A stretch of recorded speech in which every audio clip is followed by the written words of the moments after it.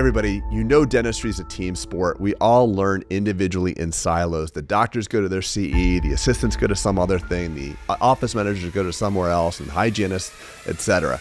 This is a great opportunity for everybody to learn at the same time and be on the same page so that you don't leave with a bunch of useless knowledge. You actually learn to implement the stuff you learned. So join us June 14th and 15th at the beautiful JW Marriott Camelback Resort in Scottsdale, Arizona. Go to bulletproofsummit.com and register you and your entire team. You will not be disappointed that you did so. See you soon, guys. So here we are today, guys. Three of us. Dwight, we had a little technical difficulties, and Trey and I were chatting before you joined us, and he was saying, "Hey, what's going on?" We were just kind of catching up. I said, "Well, I finally got my price quote for this new building I'm building." And it's, granted it's 9,100 square feet. And I was telling him that I was like, I'm a little bit shocked by the price, because it's still a rural build. And he was saying, yeah, he has kind of fallen into that same level of shock. And, I just don't feel like builds are coming down. Everyone has always said like, I'm going to wait till like construction costs come down. And I think they're here to stay just because, I don't know. I think they're here to stay. What do you say on that? Well, let me jump in real quick too. I agree with that too. I think they are here to stay. That's not changing. In which case, the dilemma that I look at is, what is my next? What I have to weigh is the opportunity cost of the new build, right? The cost of the new build, taking an already profitable practice that will then generate more over time as you grow into the more space, but now you have to pay for the new build as well. But there's the tax incentive of the new build. Well, okay, Trey, let's keep unpacking that. Dwight, I want you to jump in a second. But look, so you said it was your Brenham practice, right? Correct. Okay, so what's the capacity there? Just curiosity. I got 4 ops. Okay, and so you're busting at the seams there. You can't expand, and you were looking to do ground up to how many operatories? Either 8 or 10. Why 8 or 10? Because my model works in 4 and it works in 5 on a single team. It works in 4. Multiples of my single team model. Yes. 4 or 5. 4 okay, or so why 5. Not so would 12 work? I can do an 8-op model with 2 4 teams or a 10-op model. Okay. But if it works for 8, does it work for 12? If it works for 10, does it work for 15? Yes. So it's just pods is what you're saying. Correct. Okay. So what is your hesitation? So you looked at, opportunity cost, if you're busting at the seams, weighing that versus cost of construction and interest rates, I'm guessing, right? Correct. So the cost of construction, as well as the cost of financing, we'll say cost of capital, versus me going and buying another practice, another building, something else already in play, already cash flowing. All right, Dwight. Go. I want to hear what Dwight has to say on this. Yeah, I think first and foremost, I think the costs are going up. This is going to be a separation that you're going to see, that those who have a larger arbitrage of expense or a ability to grow a practice faster, or know that you can get higher profitability, those are the ones who are going to be building. It is getting to the point now where you have to wonder how many practices, for example, people are buying multiple practices, can I get for the money of building a building? So now it's not just how much can I build that one practice, it's also, well, geez, it costs so much. That also means I could buy 3 practices with that cash flow. At which point in time, it's not free money from a 0% down as it is for practices on the other side. So that's where I land now, is at the same time, you have to calculate all the benefits that come along with that. Cost seg, things of that nature. If you work with a tax strategist and they're saying, hey, you're going to find yourself paying a lot of taxes if you don't go ahead and build another building this year. And that's the world I tend to balance myself out on, is realizing that, because the money's either going to be sent to the government or it's going to be sent to building your building. And at that point in time, I end up building the building. So Trey, so have you gotten quotes? I'll break down some of my stuff too if you want, but have you gotten quotes on the turnkey construction? I have not gotten a quote. No, I'm a ballpark things, but no, I've not done that at all. I'm still looking at and so land. are you assuming a model based on what, 7% interest rates? I'm assuming 7% interest rate. Yeah. Okay. Yeah. I mean, yeah. So mine came over $2 million for the build, probably 2.1. And this is already owned the land. And so, you start looking at, this was a 14 operatory going from 6 to 14. But again, we are obviously at capacity, right? Superior location. The town up there is bustling. And so I'm looking like, okay, just the cost of capital, like you're saying, just the interest alone on the building, it's a $10,000 just in interest alone a month, right? Not to mention there's no principal abatement from that. So you're right. You have to weigh it. But back to Dwight's point, you've got some massive cost segregation. You've got, like you said, Trey, opportunity cost. And at one point, at what point do you just pause? You either go or don't go, and, but I don't think it's going to be environmentally changed by interest rates or building construction going down either. So it's, what I'm saying? So it's a very binary decision. You either continue to go knowing that like shit's probably not coming down, or you just say, you know what, it doesn't make economical sense. It's not worth the headache or economical sense to continue to expand. It's easier for me just to acquire. But then Trey, you're buying, instead of buying an asset, you're buying goodwill, which is, I guess, technically an asset, but you're buying goodwill of another practice too, if you're doing an acquisition. So you got cost of capital, whatever you want to do. And you can't depreciate goodwill like you can, you can't depreciate goodwill the same way you can depreciate kind of a building, right? Hard assets. Yeah. So anyway, that's Dwight. Anything more to say on that? That's not what actually we were going to start talking about today, but it's always a good segue just to have interesting, real estate expansion. People are always interested in that kind of thing. Yeah, I think this is big picture economics right now, whereas a lot of people are, they're saying, according to those who track things, right, the economy is rip-roaring and doing all these things, but the cost of inflation is still affecting people and it's still affecting business. And I think we have to be conscious in the sense that the numbers may look right as far as economy and unemployment and all these other things, but at the end of the day, the cost is still going up in all categories. And that is the matter of there may be, the rate of inflation may be coming down, but it does not mean prices are still not going up. And that includes construction. We have to be very cautious to understand the nature of the economy, and the impact of the economy continues to impact the individual far more than the bigger picture economics. It's almost like, I feel like the era of 2008 and beyond for us when we were in our come up is almost like a detriment psychologically, because you're basing everything in that lens of like, 3% money and cheap construction, and it's gone. Right. It's totally gone. And then you're just like, I can't pull trigger on this now because I pulled trigger in a different environment and that worked well, but this is probably not going to, you're thinking in your head, right? Like this could end badly. And then you're just like, but then in 10 years, you'll probably look back and be like, oh, that was cool too, because things are even worse now than they were present day, Correct. Yeah. So anyway, I want to hear from you guys. Just what are some big rocks that you are moving in your ecosystems, your practices right now? Maybe just some top things that are present on your whiteboard that are probably in front of your screen right here. Just curious. We're just chit-chatting. For I'm me, auditing systems. Oh, go.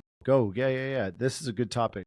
Tell us more, because I know you've been working on this. So right I very quickly, I've gone to 10 practices at this point in time. I like you closer to your microphone, Trey. I've gone to 10 practices at this point in time. Okay. And the expansion, I have practices at all levels. So I have capacitated practices that we're trying to figure out what to do where we're bursting at the seams. And then I have startups that are up and coming. So they're not there delivering at the same level that I want them to yet.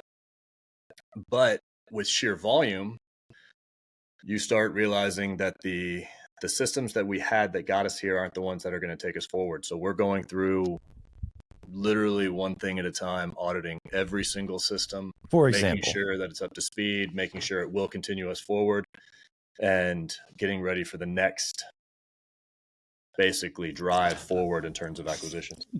For example, get granular for a second. When you say you're going through everything, like the listener may not understand, what does that mean, right? So my start right now has been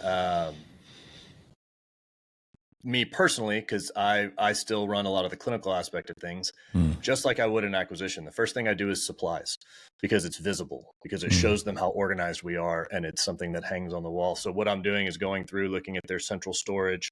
Then we're going through and looking at how much we can do in startups, and actually we're taking it saying, hey, can we squeeze it into less space and be more highly organized? What's at this practice that's not at this practice, and where did the deviation from our original systems occur?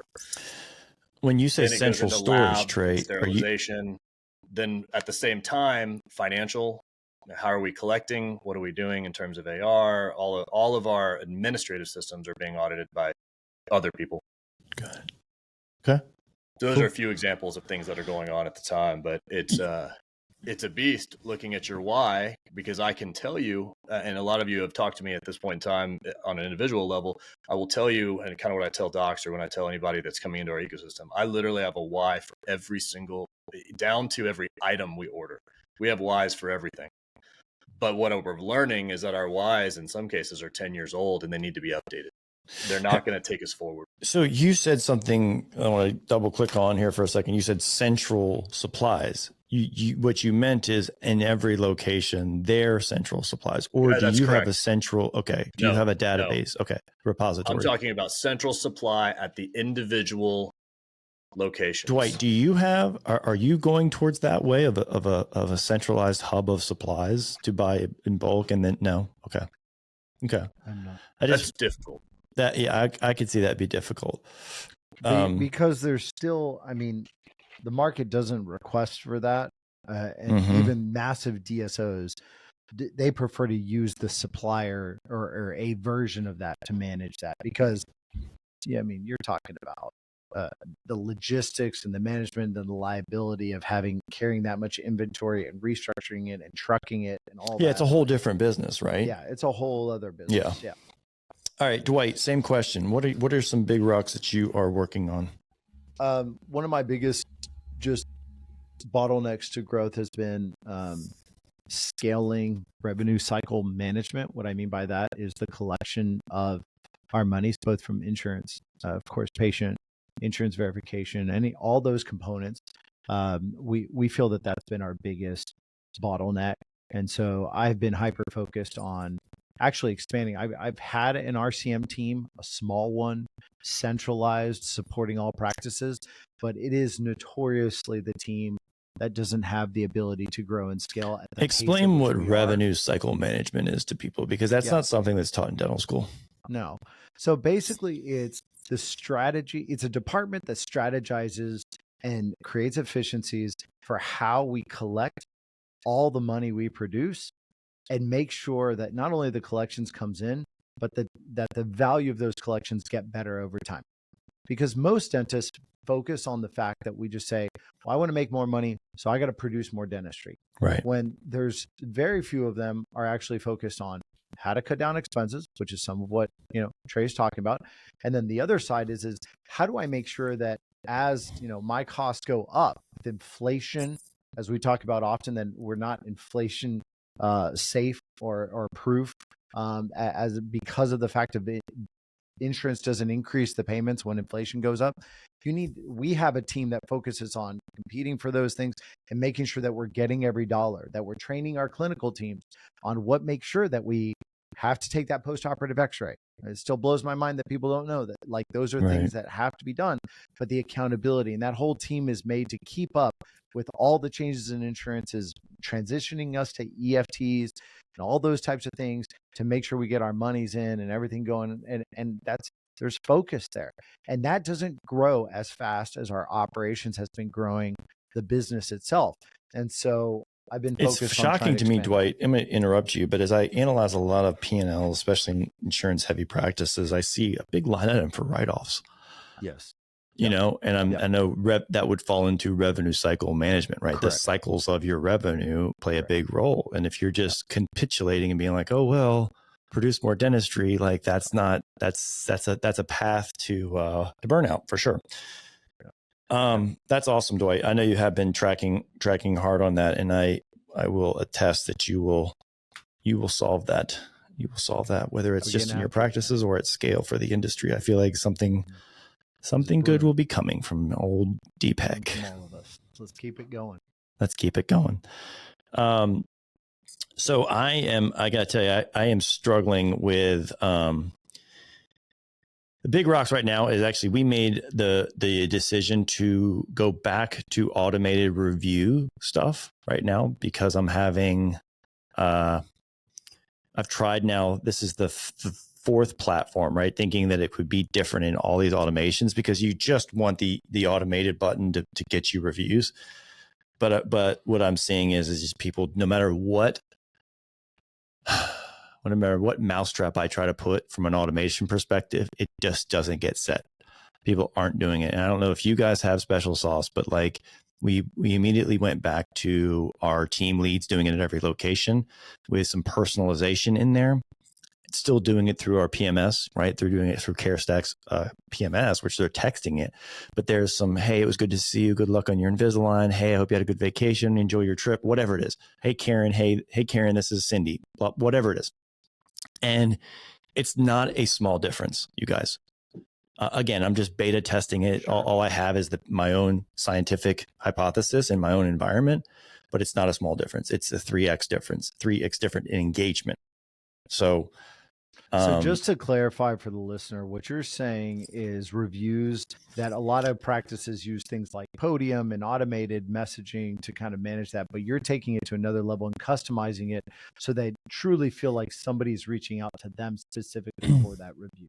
Yeah, everyone at this point in time, you guys as consumers, you know, just like I do, when a text comes in, you're like, that was a mass text. Beat it. Delete, right?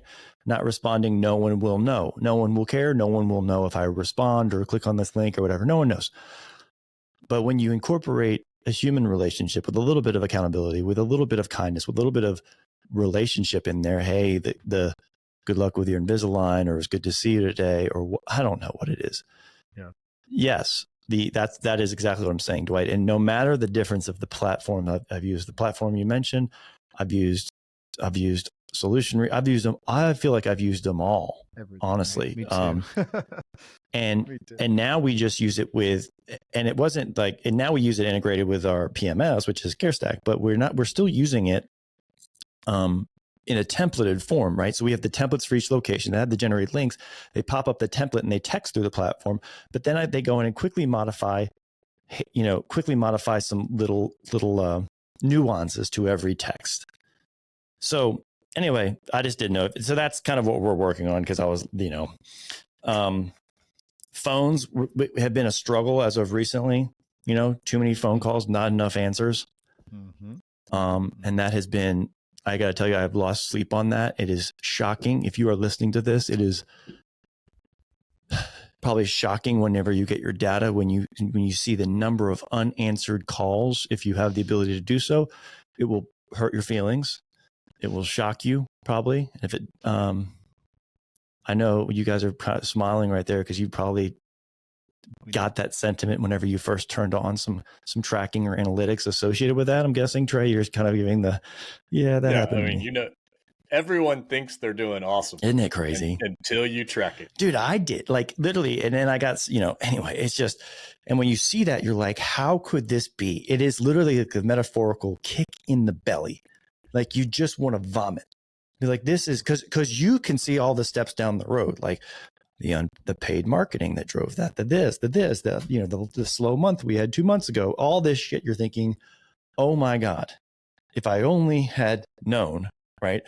But then there's knowing the problem and then knowing how to fix it, and that's a whole different set of skills. So that has been, I've been obsessing about that lately. Looking at some cool after hours AI, as I mentioned on the pod, there's some company that I'm working with that I'm kind of beta testing with in the dental space that I'm really, really optimistic about, not as to replace the human. Again, I always say that. I text with Dwight earlier because we were talking about people's fears with AI. And I was like, AI is not coming to replace you, but the person who uses it is coming to replace you. Anyway, so, some cool things with that. So some after hours. So I'm highly obsessed with that. And I got to tell you, I'm working on a fun project right now, you guys. This is the last thing I'll say, and then we're going to get into the nuts of what we're talking about. I set up for my own needs. So I had a domain that I set up that bought years ago, or a year or two ago, maybe, because I wanted the root words dentist and job in it, right? So it's dentistjob.ai is my domain. I set up a job boards for my own postings because I got so sick of the sea of sameness getting lost in the Indeeds and shit like that. Yeah. And it launched last week. When I say launched, I mean, literally, it's like, it wasn't really ready to go prime time. So I don't even want people to go to it yet. But I've already had 3 applicants for dentist. I totally believe it. That's all. That's pretty awesome. Right. And so anyway, at some point when I'm ready, and so it does have an AI component. I'm going to use some GPT to help write some stuff in there that will automate either the job posting or the person seeking the job, their kind of curriculum, their what am I trying to say? Their details.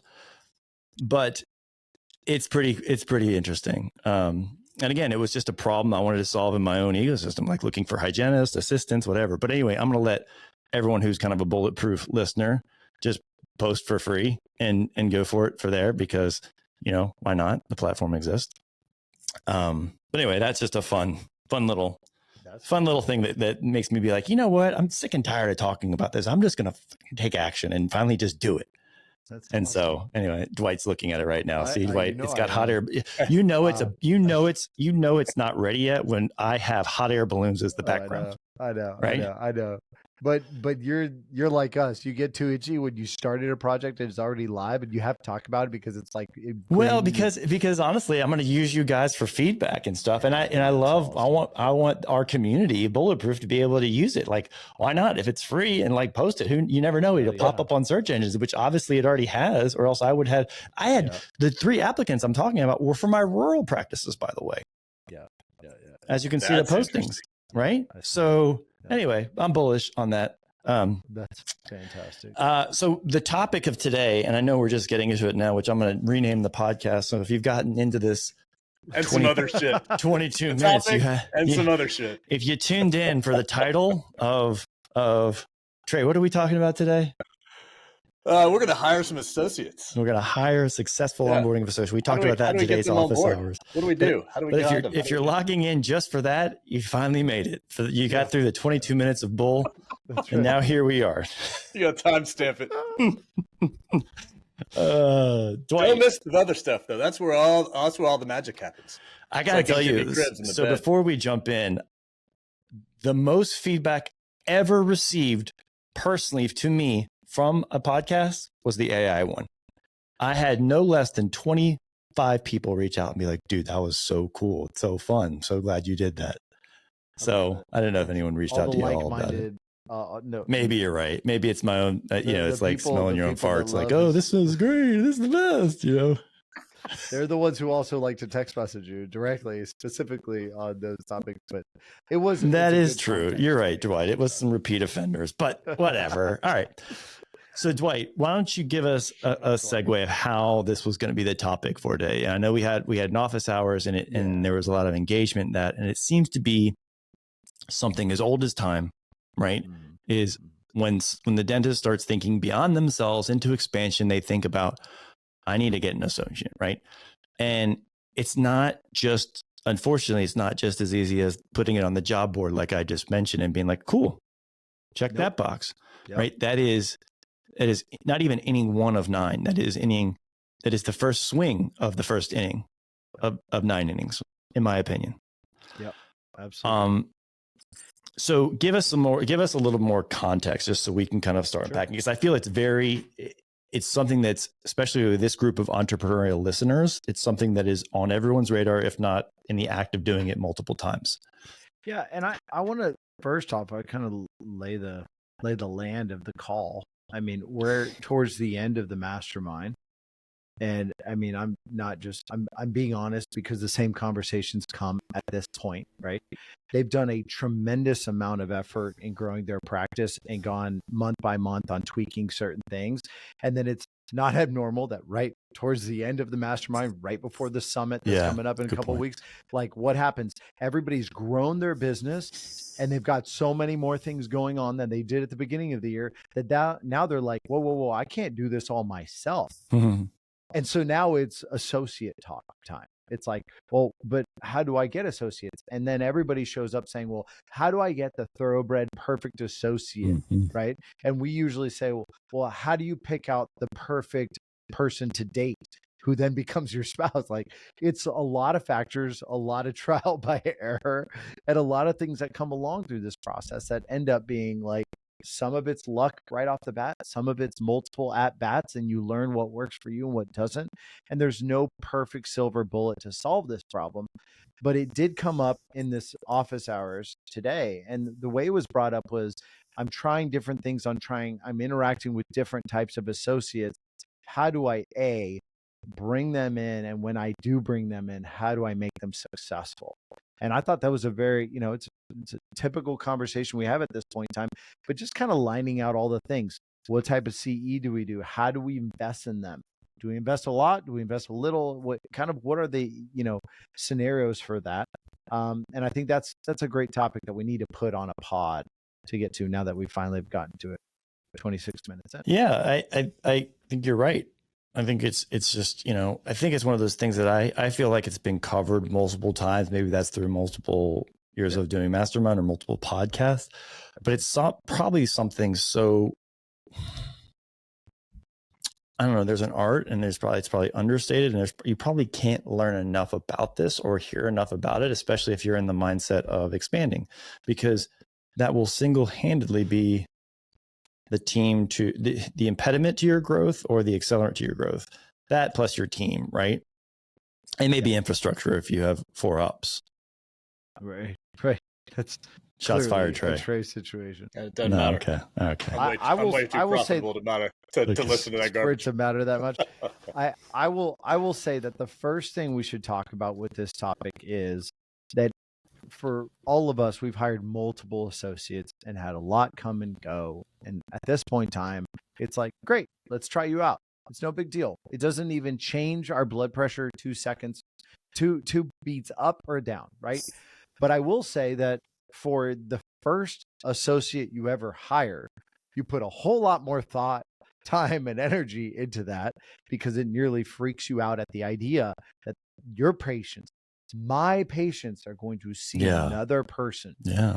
And so it has a lot more energy and anxiety to it than the way that the 3 of us would probably describe hiring somebody. So I want to kind of speak out to that, because I remember the first time I'm hiring an associate that I stamped my name to it, and I felt like they had to be this perfect, match to everything. And the truth is they don't all work out that way. And we can all attest to the fact that you try and bring in your best case scenario. And sometimes we get lucky and it's a perfect fit, but sometimes they're not mature for the location and all the things that you put them in, right? So you're bringing up something that is, I feel like, that is very common amongst dentists. And I hear this a lot. And I think because we deal with success in millimeters or half of millimeters or quarter of millimeters, right? With margins and placements and things like that. Mm-hmm. And you think that you're like, I'm a perfectionist. I mean, do you guys hear that a lot from your colleagues? And I think that is, I have stopped saying that because I would much rather have progress over perfection. I think perfection, when you say that, is the enemy of execution. Mm-hmm.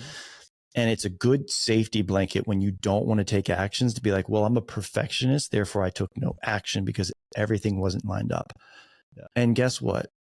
It's never going to be lined up. Just like your wife that you wanted to date when, going back to your dating analogy, Dwight, when you're on the market, everything's perfect. Maybe it is when you're dating, but then when you get married, it's like, oh shit, I didn't know about that. And you work through it and it becomes a beautiful thing, regardless of it being quote unquote perfect or not. And so I think that was our takeaway, was that there's, in some of the mastermind today was, it's probably never going to be a perfect scenario. Be careful of kind of just waiting for that, because you might grow old waiting for the perfect person to come along, old and alone. Right. And And what is the downfall, right? Like, let's just assume that you're going to have a 50% success ratio, just like marriages statistically. I'm not trying to draw too many metaphors to this, but it kind of is, right? Yeah. Or could be, meaning that associate, if done right, could morph into a partner. Right. And you're probably going to have a 50-50 success ratio on that. So of that associate sticking around. So just because you have everything in place doesn't mean that's going to guarantee you success. As a matter of fact, we had someone in the mastermind say, look, of all the people I thought I had buttoned up and ready to go for my expansion, the people that I thought was going to be a home run, they were not in hindsight. They were not good associates in hindsight. And the ones that I was kind of lukewarm on and mediocre, they were, and they are still here. And then in my head, psychologically, I know probably Dwight, you went there as well, because I know you heard it. It was like, well, did you kind of lean into them more because you knew that, I don't know, this isn't going to work out so well, right? Did you put in more intention to them, more training, more time, more guidance, more vision? You know, that I didn't get a chance to ask him that, but and then the last thing I'll say, and then I'm gonna let you guys jump in too, please, is that we tend to like people who are very much like us. Yes. You know, right? And so it's like you'll do interviews, right? And that's where I think culture index and personality profiles are great, because you can quickly identify and get data to kind of who you are, whether it's 100% accurate or not. But you can say, look, I am a introvert. Let's just say hypothetically. What I should not go do is hire another me, even though in the interview I may be like, you know what? He's got He's got like the same body language as me. He's got his talks the same, blah, blah, blah, blah, blah. I like this guy. I'm going to hire him. Now you've got two introverts inside of a practice that desperately needed an extrovert or an ambivert or someone like that, right? But we tend to gravitate to people like us. Those are our friends, right? You're the product of the people that you hang out with. And there's a reason for that. And so I would just encourage people, as much as sometimes it's uncomfortable, is look for someone that is a yin to your yang, or a complement in your practice, and not a facsimile of you, because your practice probably doesn't need two of you, right? Two carbon copies is what I'm trying to say. Dwight, that's please. Right. I think people are hiring for them, but they're not hiring for the business. Or the team. And just the whole point is to augment the business. That's why you're bringing in another doctor, right? And I get it. Most doctors, they don't have a business. They have them, because the whole thing is literally on their shoulders. Mm-hmm. And they don't have any processes that allow them to take like a month-long vacation. I get it. Like, that's out there, and that's a commonality in our industry. But the goal to build a business is that it becomes something bigger than you. And so if you want to hire more of you, fine, hire your clone, and it'll be easier to talk to, kind of flow and go, but it's not going to augment your business, right? And everybody says, well, maybe I just want to exit more out of the chair, and therefore cloning myself does that. Yes, but there's whole other procedures that are, that are take more autonomous driver, or someone who's willing to take on more risk, or things of that nature. And you need that balance. You need some type of a balance to be able to not make it all about you. But it also temperature tests your processes, right? Like, I bet you your whole business is built around you and the way you practice. Well, that's not a business. Again, for it to be a business, it needs to be able to manage multiple types of providers to be able to grow at scale to do that. And Trey, that's kind of what you're going through, right? Is a re-audit of protocols, right? Of systems that were probably developed from your father. Maybe there's some lingering stuff from there, and then you're like, yeah, this worked for us, but at scale, we probably need to revisit it and modify some things that work at a general, as a flagship, right? If I'm opening number 1 McDonald's, I want to see how does this work at number 3,000 kind of thing. And that may be an extreme example, but the mindset is the same. Correct. Trey, what do you say about all the things that Dwight and I just... Well, I can't hear a word Dwight's saying, so I literally missed all of it. Really? I saw it in the chat. I watched his mouth move a lot. Oh, well, I can attest that I did hear it. I feel better. So you heard me, though. This is a very one-sided conversation. Yeah, you are now officially the guest listener, Trey. This is Dwight. I can't hear it all. Really, you're the guest listener who can't listen. He looks good on screen, though. He looks great. Thank you, brother. Thank you. Basically what he was saying is the same thing, is that, you know, we unfortunately we hire for people that are very much like us, and our practice didn't necessarily need that. So Yeah. that, you know, the culture index and things like that are good for getting data associated with who you are, so that you can insulate for your 6, right? You insulate for your weakness. Yeah, I think that's good. Although I do think that we can spend too much time, that can be overrated. Okay. Because many times 2 of you is exactly what you need. And you can surround yourself with other people. For example, the introverted dentist, or let's go with the extroverted dentist. The extroverted dentist tends to connect with people a lot better or faster because he's just outgoing, because he's going to be high energy, and people they gravitate towards that type of person. Put a whole bunch of people in a room that are exactly the same, it gets a little bit irritating. But you might want another dentist that is very extroverted and connects at that level. So what I've learned over time too is it all works. There's a place for everybody. Mm-hmm. And how you mix and match, talk about culture index, things like that, how you build the team as a whole, not just who the docs are, but the team and their team as a whole, is what really puts the benefit to the patient. There's no science. You can now draw that patient in. Unfortunately, what you're saying, Trey, is like you saying it all works. Therefore, there's no science. Sometimes it's just, you know, the petri dish of stuff together, and it swirls and it works, right? And life is created from it.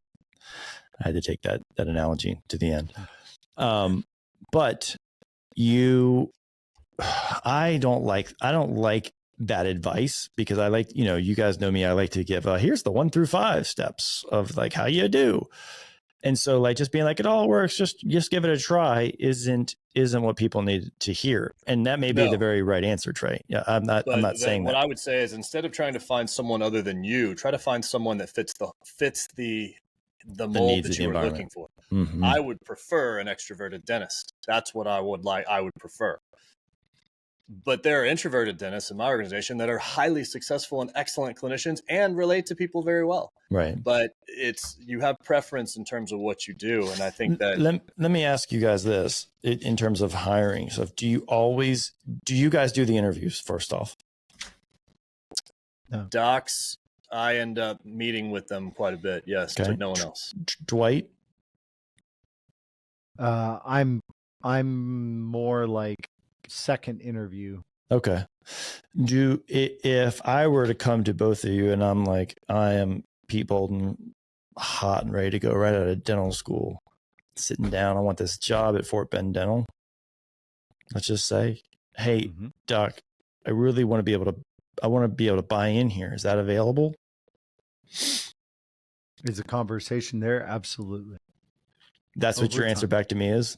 That I would tell you that the way we have this built is that everybody who works here has the opportunity over time to be a shareholder of the door frame that they walk into every single day. Okay. And the way that we build that is through a structure of development of how you fit with the team, commitment to our bigger purpose, and how we go, and literally your productivity to the organization, and how that serves not just our patients, but the whole team and the growth of this organization.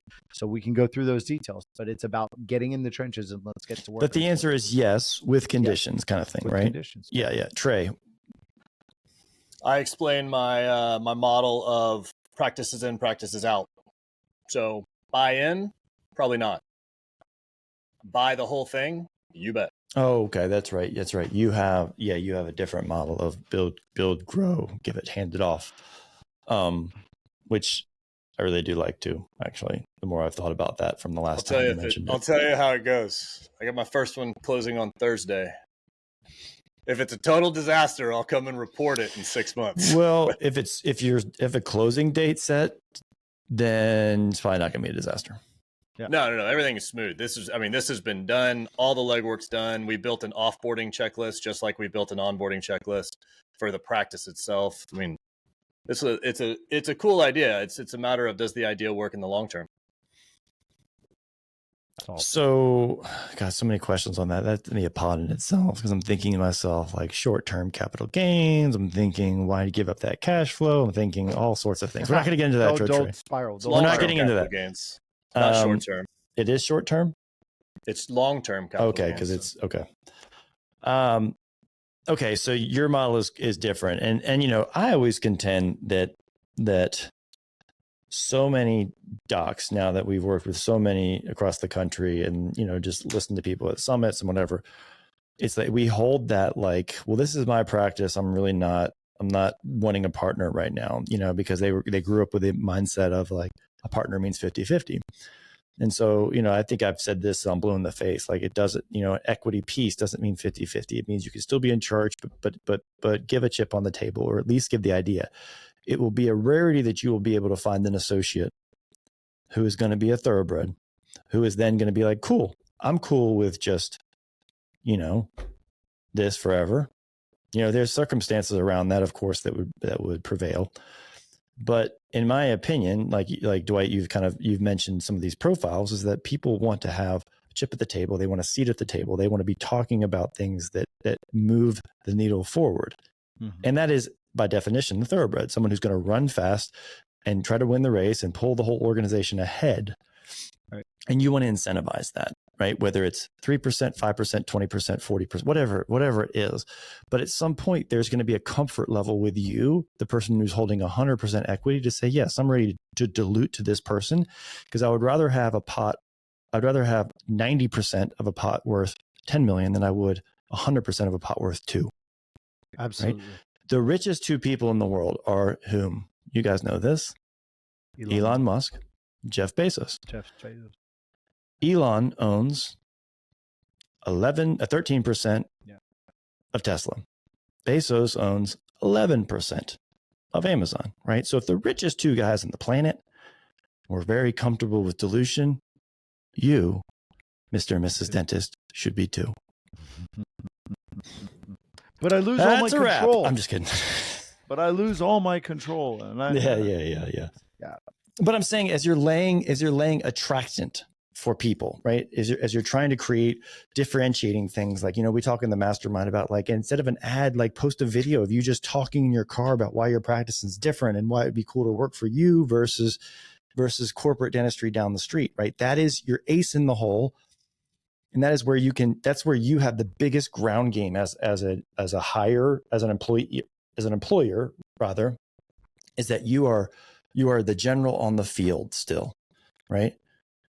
You are there, you are fighting the quote unquote war, and you're there and you're like, hey, here I am driving, hope you get to work with you. Like, you can make a video to an audience of thousands of potential dentists or associates that could come work for you. That's a superpower, right? Something that a corporate entity can't compete with, I don't believe. So, you know, it's like a blue ocean strategy, right? Everyone knows what blue ocean is. Blue ocean means you're setting sail. If you ever hear this term, it's blue ocean ahead of you. There's tons of strategy. The world is abundant. There's abundant opportunities. When it's a red ocean, it means it's super crowded. Super crowded. Everyone's already been doing it. So look for blue ocean strategies, and that is a blue ocean strategy to differentiate yourself. That happens with marketing. I guess that actually is marketing, but I'm saying just marketing in your practice.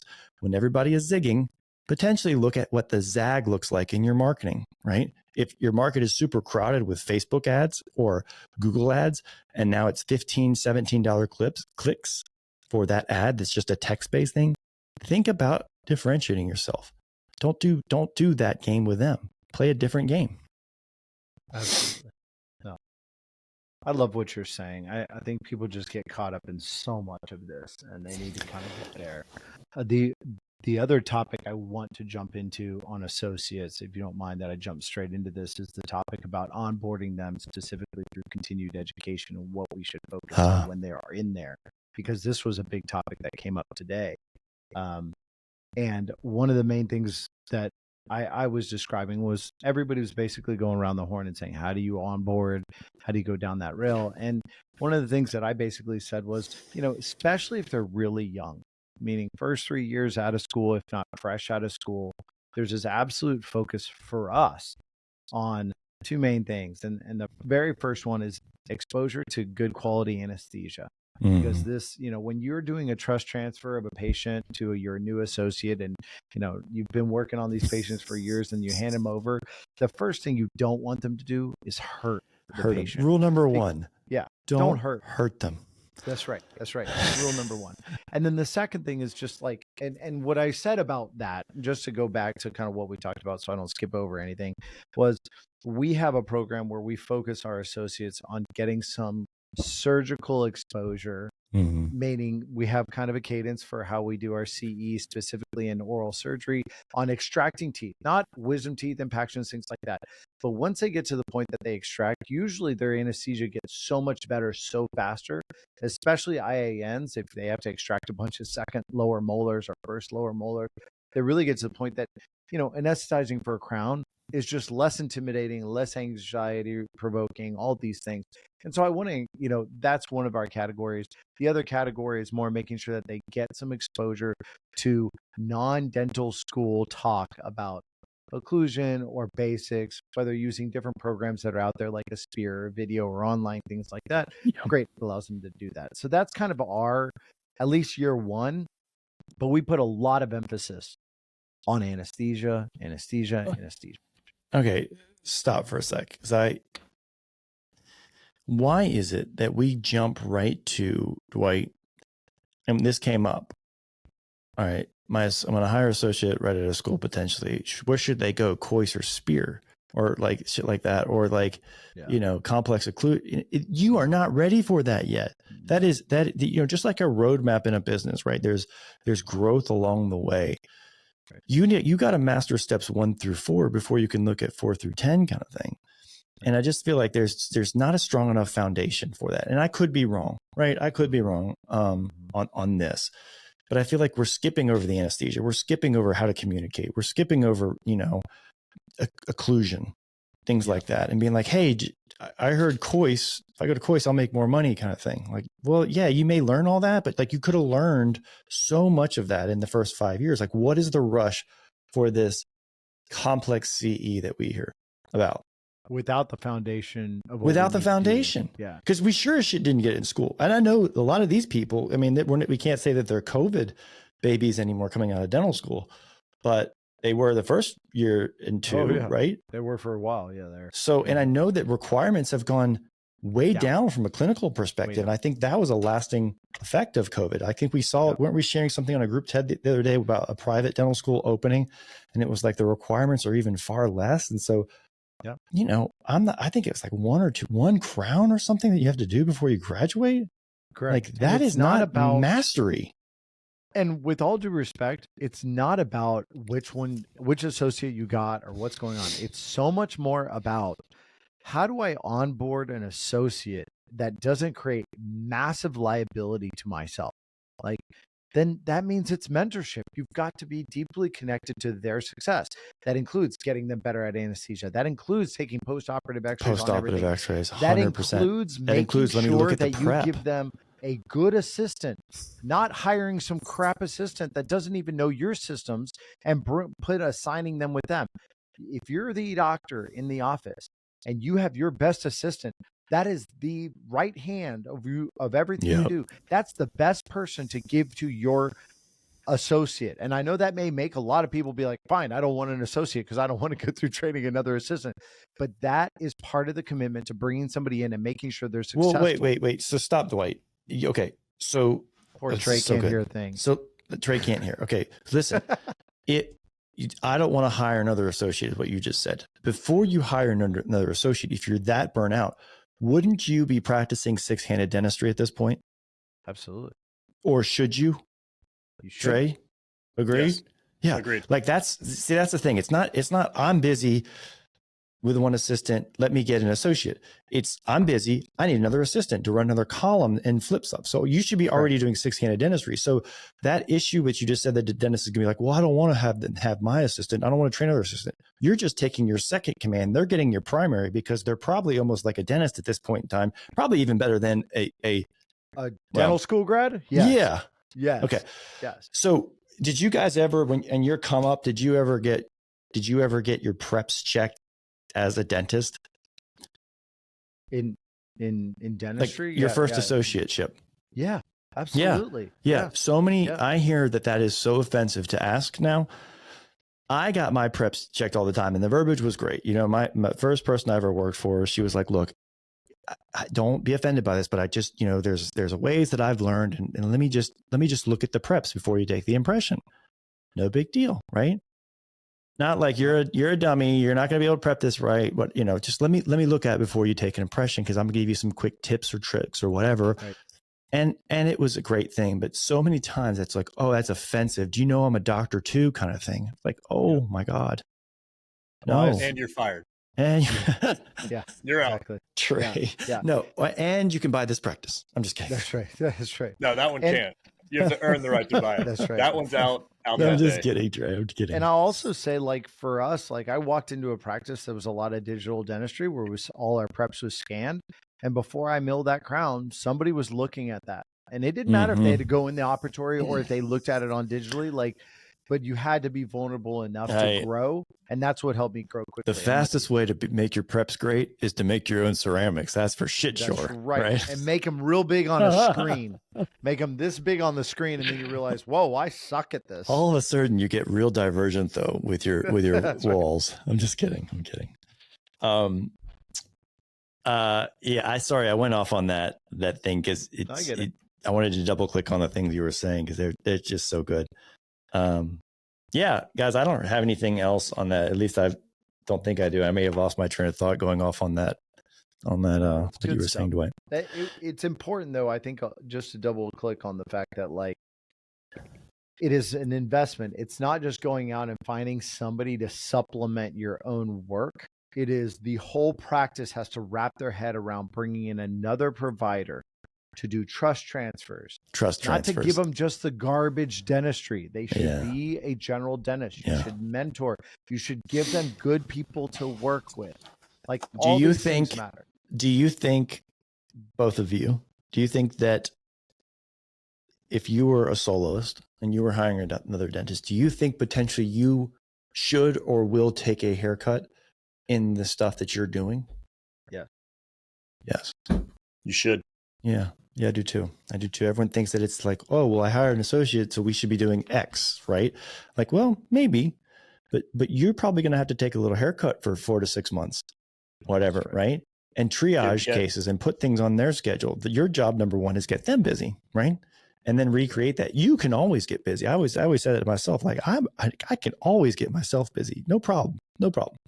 Right. But what I do need to do is kind of reach down and pull people up and say, hey, you should go with this doctor. They just did an inlay on me. It feels amazing. Right.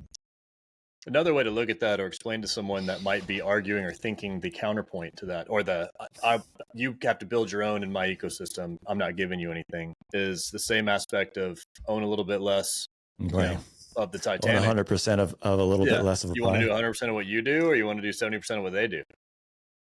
One of them is leverage and is scalable. The other is not. 100%. I feel like that should be bumper sticker, Trey. It should be. Create leverage, right? I mean, that's something Naval talks about all the time is, right? Our team is leverage in our lives. Dentists getting loans and building buildings is leverage. And through leverage is how you create great wealth and great happiness and be able to achieve the dreams. Without that, it's just you being you, right? You trying to be like I was in circa 2003. And it's like, I'll do it all. I'll be this nucleus of everything. I'll build the TV. I'll put the TVs in the wall. I'll hang them. I'll do this. I'll restock the supply room. I'll answer the phone. I'll prep the teeth. Like, what? What is wrong with you, dude? What is wrong with you? So, all right. Well, let's wrap. Unless you guys have anything, I'm excited to see you both. And how hot do you think Scottsdale is going to be? By the way, in June. Well, it's currently 100. But it's a dry heat. So It's a dry heat. It's a dry heat, but that's why we'll be at the pool. Well, Trey will. He already has all 17 cabanas reserved, apparently. We have 3. 3 cabanas. That's, what they call that, Trey? That is, I don't know if say that's squatting or borderline poaching. Are they going to have like recruitment tables? It's going to be a little bit of both. Yeah, it's going to say, tired of Bulletproof? Take a left here. You may have a big line, buddy. You may have a big line. Tired of this bulletproof. Ready for some new material? Head on out to the pool. Have a cocktail with us. Come to me.